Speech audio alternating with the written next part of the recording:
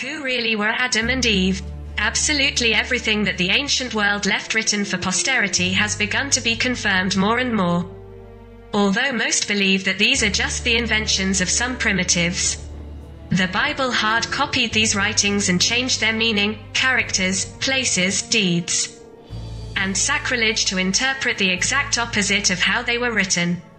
With Adam and Eve, the most famous couple in mankind, it could not have happened otherwise.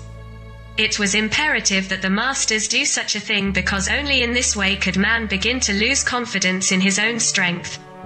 Only in this way could man forget the miracles that only he could perform, and only in this way could he begin to believe that technology was better than his power. In order to reduce man's strength, curiosity and advantage, you put in front of him the technology that does everything for him. In this way, he can rest and forget everything he could do alone. The gods stole his power with their technology, because even in this mess of which he is proud today, man did everything himself. When you do everything yourself, you learn and you have unexpected advantages. You don't depend on anyone. You don't pay anything to anyone else, and you can't be controlled by tricks that live on your back. As you can see, in the beginning there were two creations. Or more precisely, one creation and a modification of it. It all started in those days, and from there the inventors of religion and the heavenly ghost invented the name Adam and Eve. In the first account of Genesis, which is in fact the original creation, it is said that God made man and woman in his image and likeness, directly male and female.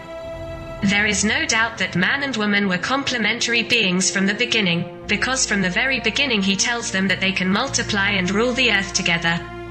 In Genesis God says, "Let us make man in our image and in our likeness."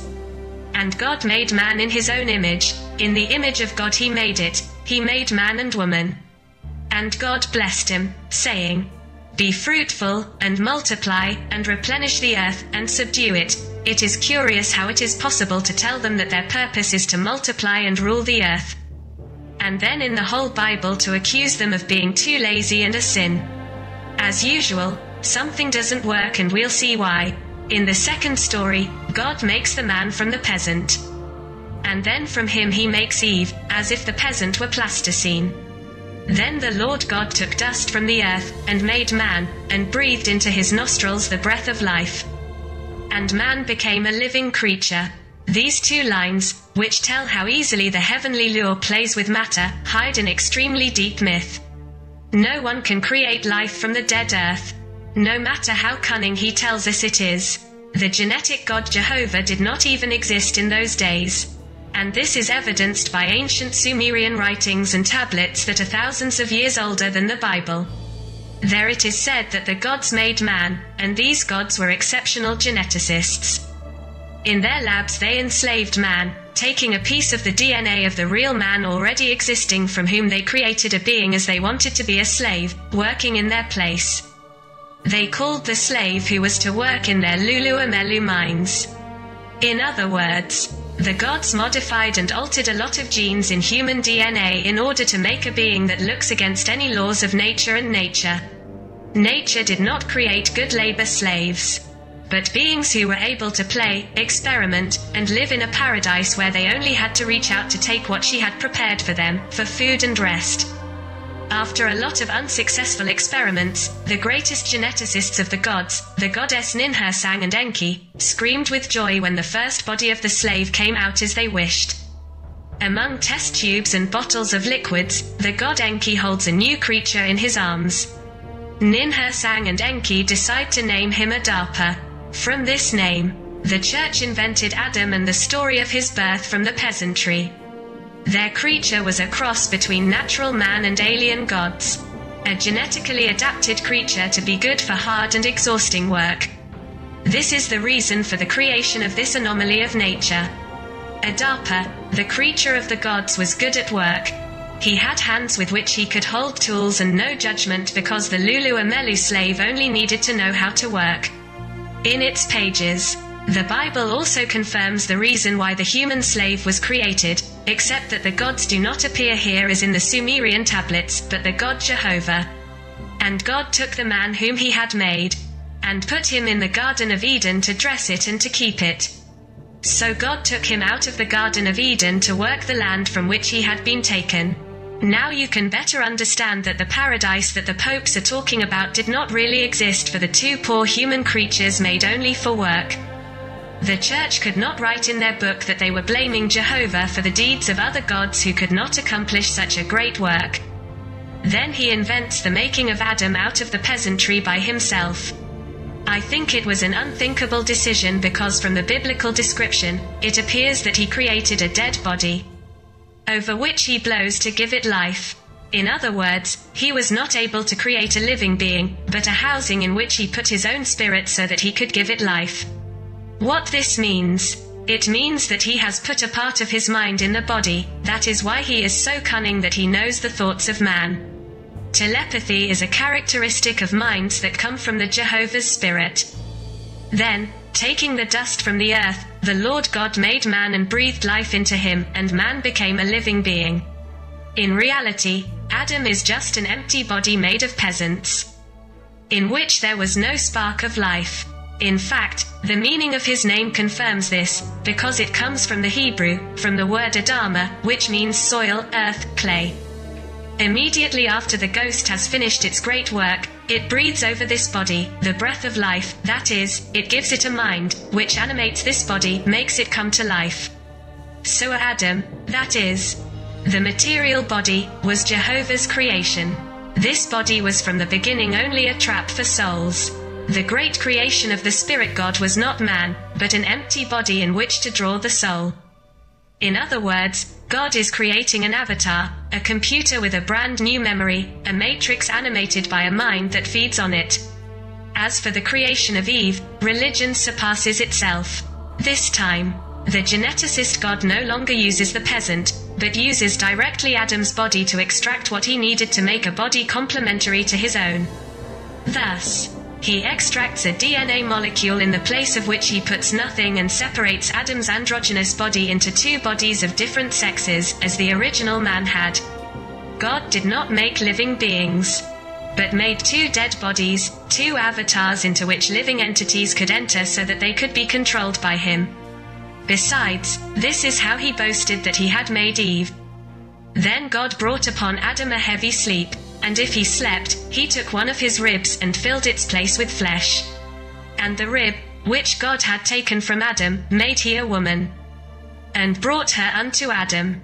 Adam himself confirmed that Eve was only a body made of his own body, and Adam said, "This is bone of my bones, and flesh of my flesh, she shall be called woman.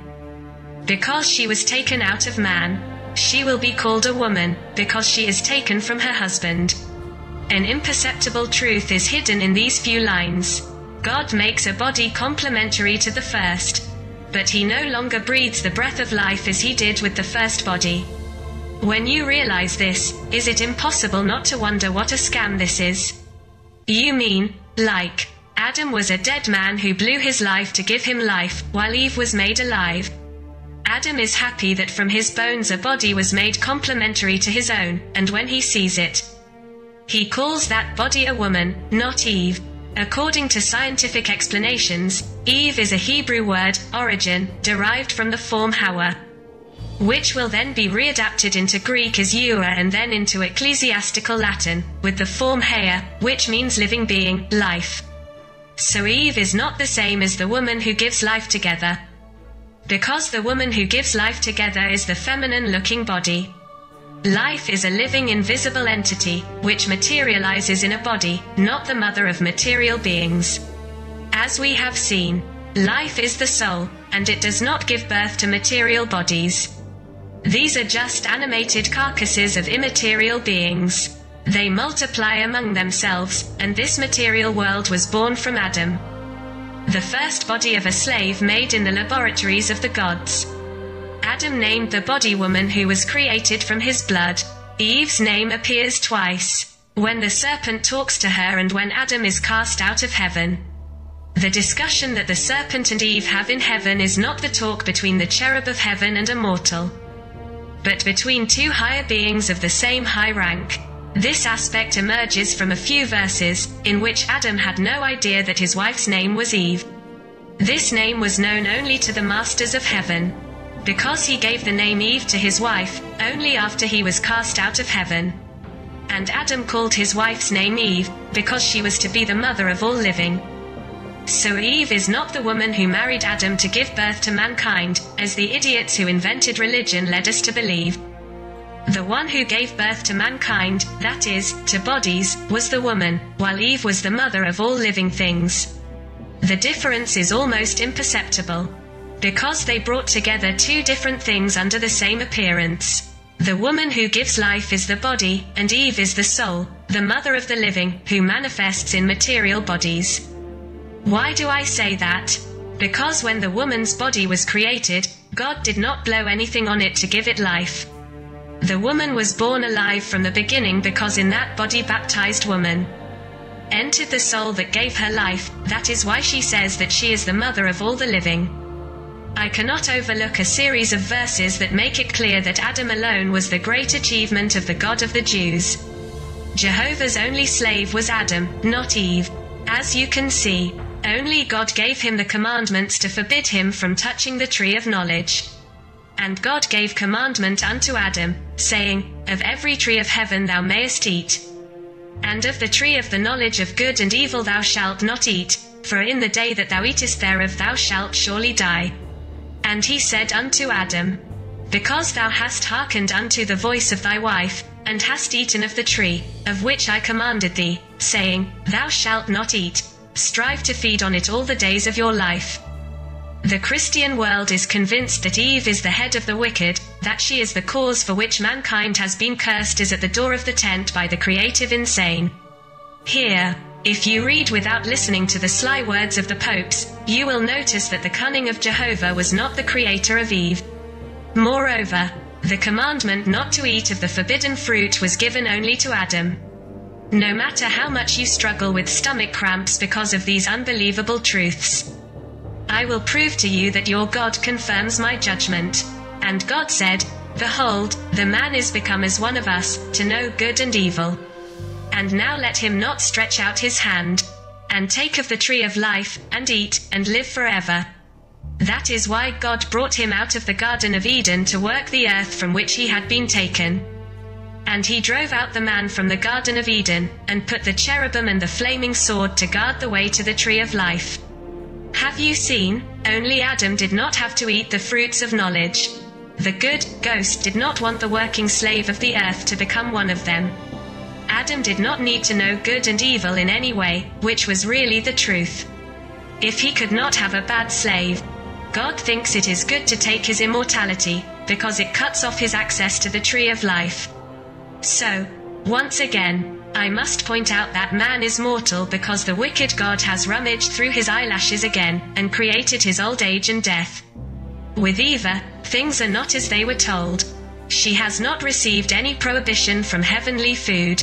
Eve could do absolutely anything she wanted because no one forbade her. She was already aware of absolutely everything. She was not without the knowledge of Adam.